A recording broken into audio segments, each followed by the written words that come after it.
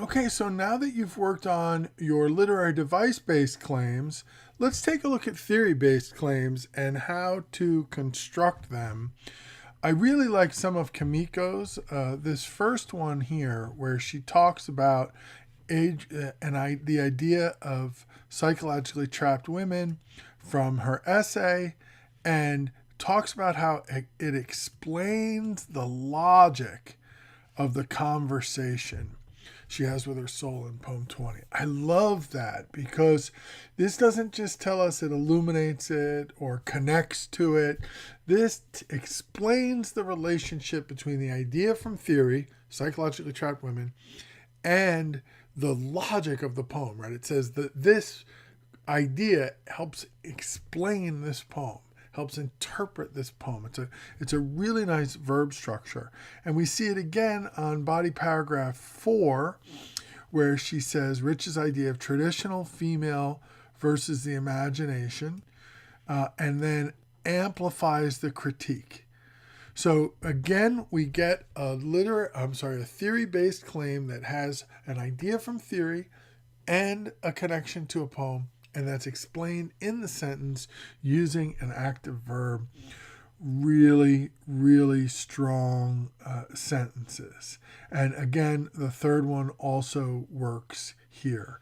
Her discussion of how male-dominated culture interferes with female self-understanding explains. So yeah, we got the same verb twice, not the end of the world. Still some really nice structures.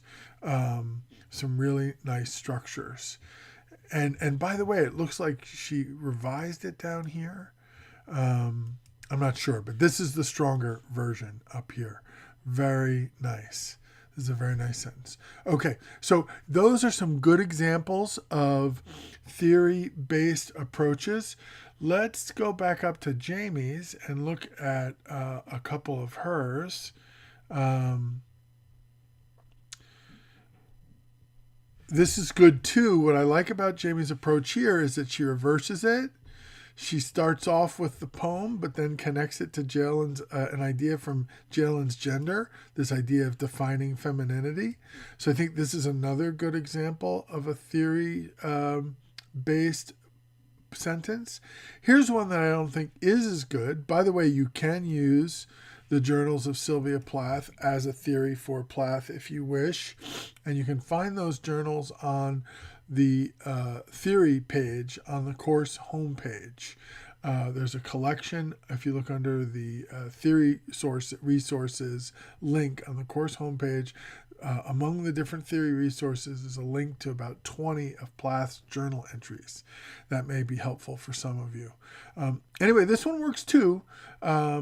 But the problem is it's very vague about what's coming from the journals. It just says there's a passage. And I think we want to try to clarify what idea from the journals is going to be captured in that passage and what does it tell us about the poem.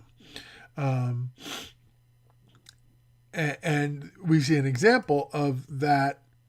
Again, we move a little closer here where we say Rich makes a claim about the future of the female kind, but it'd be cool if we were told what that claim was, right? So a little, for Jamie, the basic structure is there. We've got the two pieces, the theory and the poem. What we need is a little more clarity about what the specific idea from the poem is and how...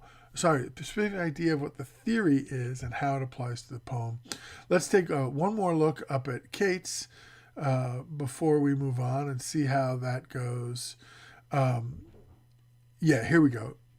Rich's idea of the historical role of women illuminates her critique.